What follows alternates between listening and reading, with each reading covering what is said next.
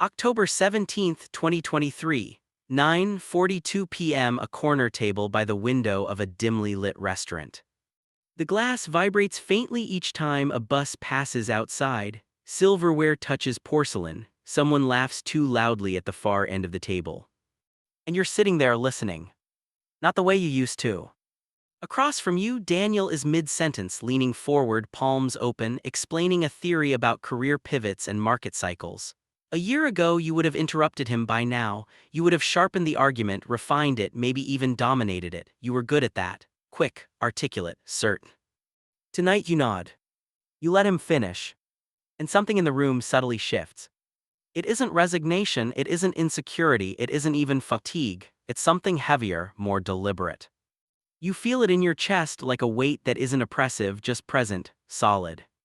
When someone asks for your opinion, you pause longer than usual. You measure the words. You remove what is unnecessary. You speak in half the length you once would have. And when you're done, you don't clarify, you don't chase approval, you don't circle back to make sure you were understood. You let the silence hold. Daniel glances at you, slightly puzzled. "Is that all?" he asks. You give a small nod. And for a flicker of a second, you almost explain yourself, almost expand, soften, elaborate, almost reassure the room that you're still the same person who used to fill its empty spaces. But you don't. That restraint feels unfamiliar, almost dangerous. The bus outside passes again, the glass trembles. From a Jungian perspective, this is not withdrawal, it is reorganization. The persona, the social mask that once operated automatically, is losing urgency. It no longer feels necessary to perform understanding, or intelligence, or charm. Something else wants authority now. And it does not rush. Later that night, when you replay the dinner in your mind, you notice something strange. You weren't anxious. You weren't dissociating. You were present, maybe more present than ever before. You simply didn't feel compelled to expand. This is where the confusion begins. Because the world is calibrated to measure engagement by volume, more words, more reaction, more visible enthusiasm, when your participation decreases, people sense it. They may not articulate it, but they feel the subtraction. You start hearing phrases like, "You've been quiet lately. Everything okay? You seem different." Different. The word lingers. You search for evidence of damage. Did something close inside you? Did disappointment accumulate quietly over the years? Is this the early stage of emotional detachment? Or is something consolidating? The next morning, 6:10 a.m., your kitchen is silent except for the low hum of the refrigerator. Pale blue light stretches across the counter. You stand there with a mug warming your hands. You notice the silence again. Not external silence, internal. The constant urge to narrate yourself, to rehearse conversations, defend positions, prove competence is quieter. The mental courtroom has adjourned. And without that noise, something deeper surfaces. A memory. 22 years old, a university debate hall, fluorescent lights overhead. You arguing passionately, almost theatrically, determined not just to make a point but to win, to be seen winning, to be recognized as sharp, insightful, formidable. There was hunger in that voice. It served you then, it built identity, it carved a place in rooms that might have overlooked you. But identity built in opposition has weight, and over time it becomes heavy to carry. Now, years later, that hunger feels distant, not wrong, just complete. From a Jungian perspective, this is often the beginning of shadow integration. The parts of you that were once disowned, the quiet observer, the uncertain thinker, the one who doesn't always know, begin reclaiming space. The persona that thrived on articulation and dominance steps slightly aside. Not because it failed, because it is no longer the whole story. At work, the pattern repeats. A meeting room with glass walls, the soft click of a projector starting up, colleagues debate strategy, you contribute but briefly, you no longer repeat yourself to ensure impact. You no longer adjust your tone to control perception. You speak once. And stop. Something unexpected happens. People lean in more carefully when you do speak. The room doesn't fill over you, it holds. Your silence is no longer empty space, it's pressure. And that pressure unsettles some people. A coworker later messages you. "You seemed kind of distant in there." distant. But you remember how it felt. You weren't distant, you were anchored, you weren't scanning faces for approval, you weren't calculating how to be received. You were simply there. So why does it feel heavier lately? Because when the persona loosens, the scaffolding of social reassurance loosens with it. You stop getting the micro-validations you once unconsciously collected, the nods, the laughs, the affirmations triggered by your verbal presence. Without those, the room feels different. You feel different. Silence when chosen is power. But power without performance can resemble absence. This is the tension. Driving home that evening, streetlights blur across the windshield. You realize something subtle but irreversible has shifted. You no longer feel responsible for filling every gap. You no longer feel obligated to translate yourself fully. And in that decision, small, almost invisible, your entire relational dynamic begins to change. Because when you stop explaining yourself, others are forced to meet you without the script you used to provide. And not everyone knows how to do that. The question lingers in the dark interior of the car. If you are no longer performing the version of yourself that kept things smooth, who are you becoming instead? The silence doesn't answer. It deepens. November 2nd, 2023, 4:36 p.m. Office hallway, fluorescent lights. The carpet absorbs your footsteps. Conversations spill faintly from conference rooms, laughter, overlapping voices, the low currency of professional energy. You pass a glass panel and catch your reflection. For a moment, it feels like looking at someone you recognize but no longer entirely inhabit. There was a time when walking these halls meant calibrating yourself, adjusting posture, preparing expressions, warming up a tone that felt both confident and agreeable. You could slip into it effortlessly, the competent one, the articulate one, the reliable strategist who always had a thought ready. The persona worked like a uniform, tailored, polished, protective. But lately, it feels tight across the shoulders. From a Jungian perspective, the persona is not deception, it is adaptation. It is the structure that allows us to move through society without exposing the raw, unfiltered interior. But there comes a stage in adulthood when the mask that once empowered begins to confine. Not dramatically, quietly. You notice it in meetings first. December 12th, 10:08, quarterly review, 12 people around a long oak table, laptops open, coffee cups half drained. Mark from finance presents projections. The numbers feel overly optimistic. You know this. A year ago, you would have dissected the assumptions with surgical precision. You would have enjoyed the intellectual sparring. Today, you listen.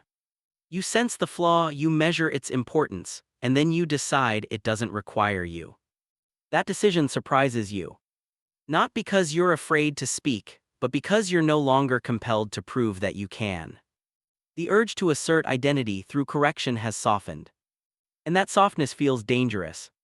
Mark finishes, the room nods, the meeting moves on, no one challenges the projections. A younger colleague glances at you, almost expectant, as if waiting for you to step in. You don't. The silence stretches a fraction longer than usual, it hums. Later in the elevator, that colleague says lightly, "I thought you were going to tear that apart." You offer a small smile, "It didn't need me." The doors close. Inside, something unsettles. If you are no longer the sharp voice in the room, who are you in it? The persona had clarity, it was easy to measure, you could track your presence by reactions, by visible impact. But this new posture, this restraint, offers no such feedback. It is quieter, harder to quantify. And yet it feels more aligned. That night, 11:17 p.m., bedroom dark except for streetlight shadows moving slowly across the ceiling. You replay the elevator conversation. Why didn't you step in? Not out of apathy, not out of fear. You sense that speaking would have been automatic, reflexive, an old script, and for the first time you saw the script as separate from you.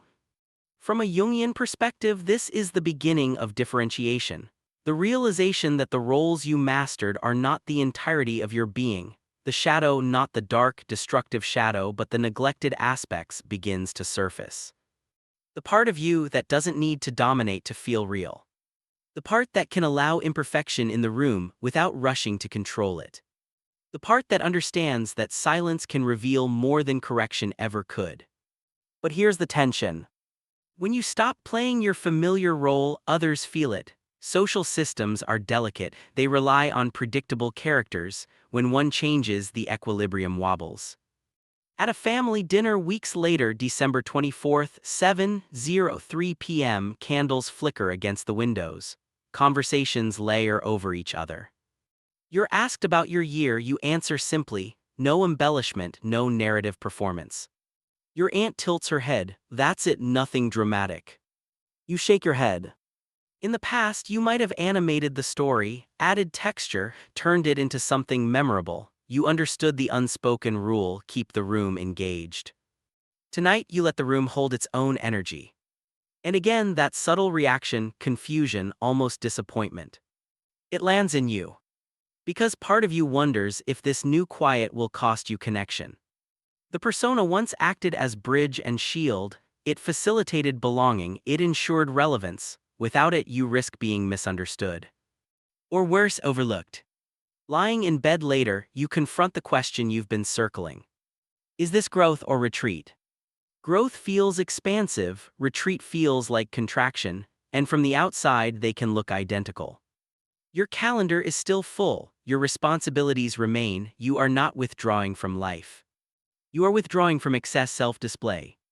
That distinction is invisible to most people. January 8th, 6:42 a.m. You're walking alone before sunrise, the air is cold enough to sting. The sky holds that deep pre-dawn blue. You notice how your thoughts move now, slower, less argumentative, there is space between impulses. You no longer rehearse what you should have said. You no longer construct imaginary rebuttals hours after conversations end. The internal audience has thinned. And with it, the constant need to perform for that audience. From a Jungian perspective, this is often the quiet stage of individuation when identity begins organizing around inner authority rather than outer validation. It doesn't feel triumphant, it feels solitary. Because fewer people recognize it. You pass a street lamp, your shadow stretches long across the pavement. For years, you tried to outrun that shadow, the quieter, less certain parts of yourself. You compensated with articulation, competence, charisma. Now the shadow walks beside you. Integrated, not eliminated. An integration changes your energy. People can't quite name it, they just sense you're not as easily accessible as before, not in a cold way, in a contained way. Your silence is no longer passive, it has boundaries. But boundaries create friction. At work, someone jokes, "You've got mysterious lately." You laugh softly, but the word stays with you. Mysterious. Or simply no longer transparent. Transparency once meant explaining your thoughts in real time, making sure everyone understood your motives, filling gaps so no one misinterpreted you. Now you allow ambiguity. And ambiguity makes people uneasy. The weight you feel in your silence isn't sadness. It's density. It's the gravitational pull of a self that no longer needs to broadcast to feel real.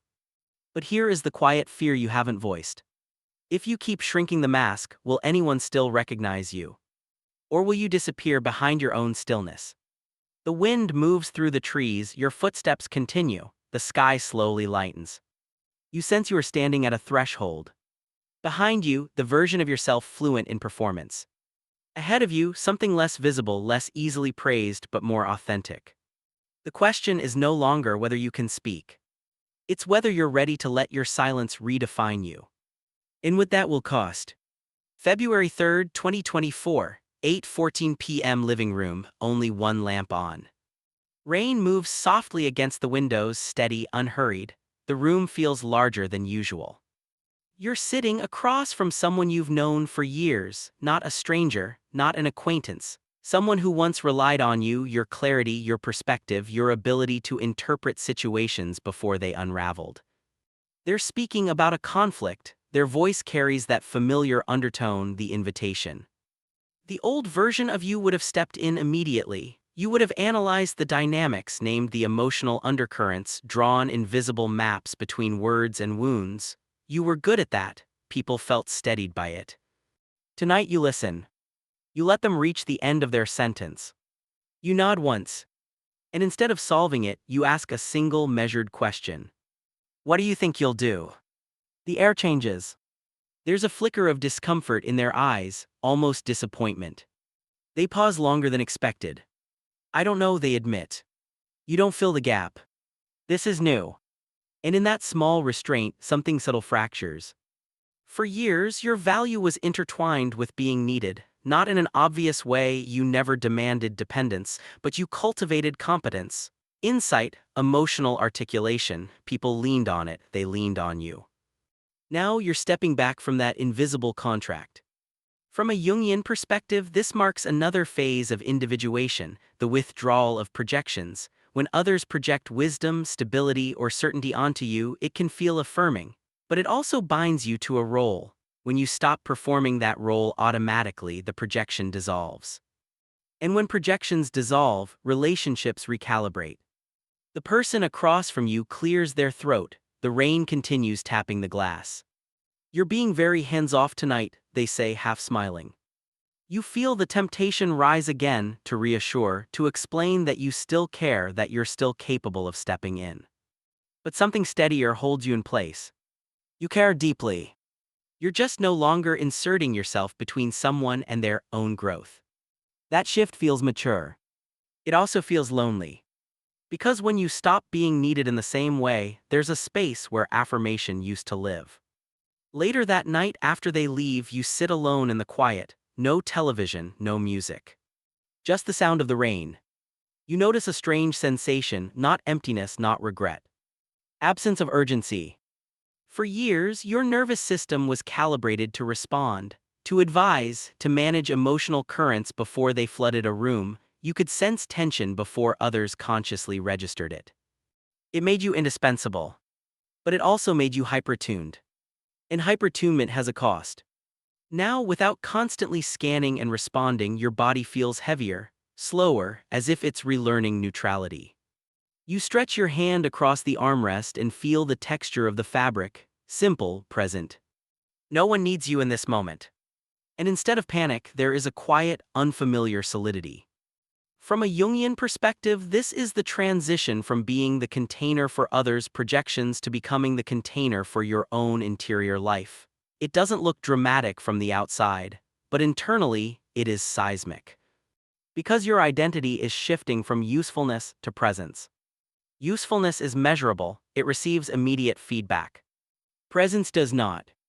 A week later, February 10th, 3:27 p.m. cafe downtown. You're meeting an old friend, Maya. She studies you carefully across the table. You seem different, she says softly, not distant, just less reactive. Less reactive. You think about that phrase. There was a time when your quickness was admired, your emotional agility, your ability to jump into intensity without hesitation. Now intensity feels optional. You sip your coffee slowly before responding. I think I'm just choosing more carefully where I step in. She nods, but you can tell she's recalibrating. Because when someone becomes less reactive, they also become less predictable, and unpredictability unsettles relational patterns. On your walk home, the city noise feels muted. Cars pass, pedestrians cross, conversations blur into background hum. You realize something quietly radical. You are no longer trying to earn your place in rooms you already belong to. That effort, subtle, almost unconscious, has dissolved. And without it, your silence carries new weight. But here's the paradox. The heavier your silence feels to you, the less dramatic it appears externally. No one sees the internal recalibration, they only see reduced output. You begin questioning yourself in small, private moments. Am I disengaging? Am I losing passion? Am I becoming indifferent? The mind, uncomfortable with ambiguity, searches for pathology.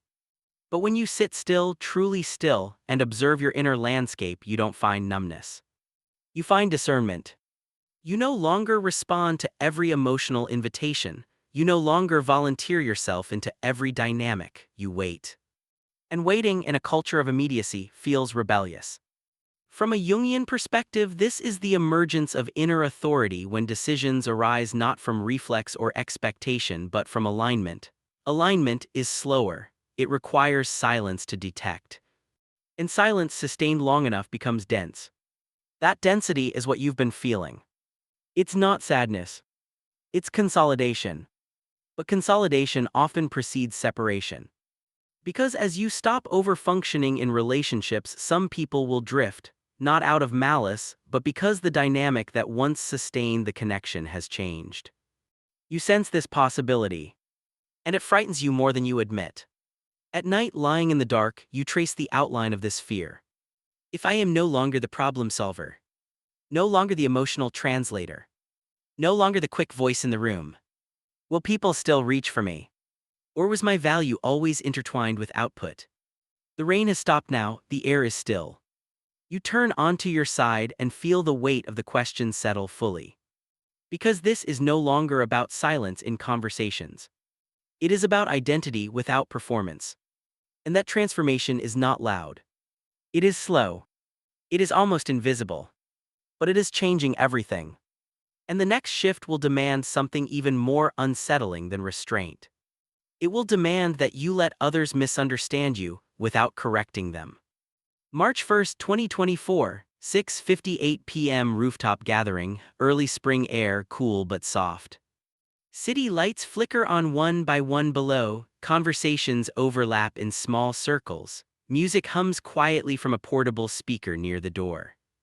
You're standing near the edge of the rooftop, hands in your coat pockets, listening to two colleagues debate something trivial, office politics disguised as strategy. You contribute once, a brief observation, clean, precise. Then you step back.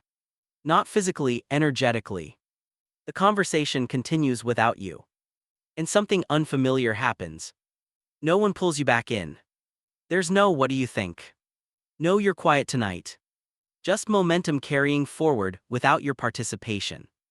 A year ago, that would have unsettled you. You would have felt the micro-exclusion immediately and reinserted yourself with a sharper insight, a well-timed comment, a flash of humor. Tonight you let it happen. You watch the skyline instead. There's a strange ache in this moment, not jealousy, not rejection. Displacement.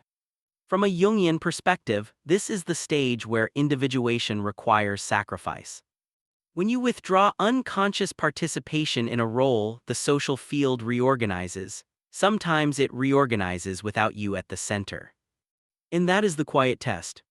You overhear someone say lightly, "They've gotten hard to read lately." Hard to read. The phrase moves through you like cold air. You used to be legible, transparent. People knew where they stood with you because you narrated yourself in real time, you clarified emotions before they were questioned, you preempted misunderstanding. Now you allow opacity.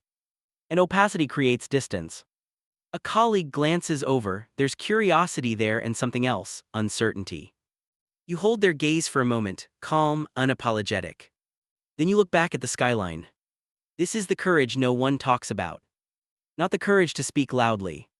The courage to let your silence be misinterpreted.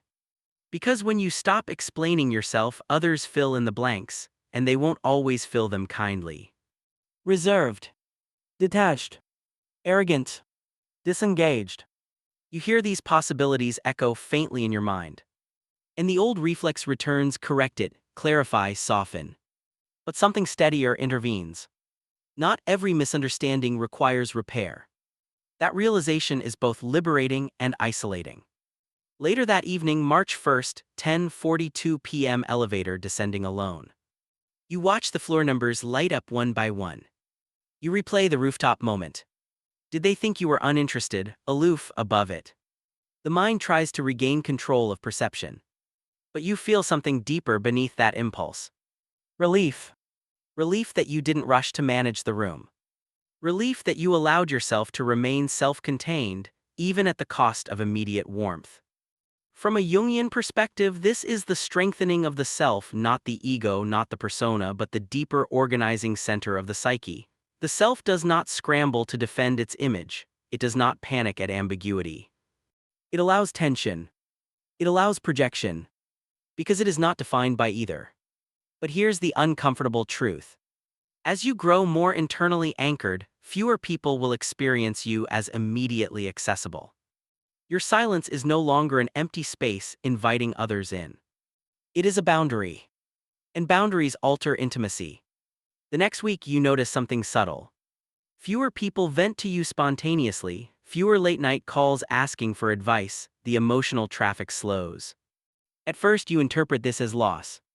But then, in a quiet moment, March 7th, 5:55 a.m., sitting alone before sunrise, you feel something you haven't felt in years. Spaciousness.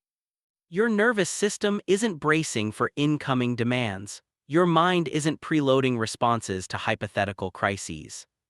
There is just breath. And within that breath, a quiet recognition. You were never meant to carry everyone's projections indefinitely. Silence now is not withdrawal. It is reclamation. But reclamation requires tolerating being less needed. Less central. Less interpreted correctly. And that is where many people retreat back into performance. Because being misunderstood feels like social risk. You feel that risk clearly now. At lunch one afternoon someone jokes, "You've gone all stoic on us." Laughter follows. You smile slightly. They mean no harm, but the label hovers. Stoic, cold, distant. The temptation to counter it is strong, to prove warmth, to overcompensate. Instead, you let the label sit in the air. Not accepted, not rejected. Just allowed. And something extraordinary happens internally.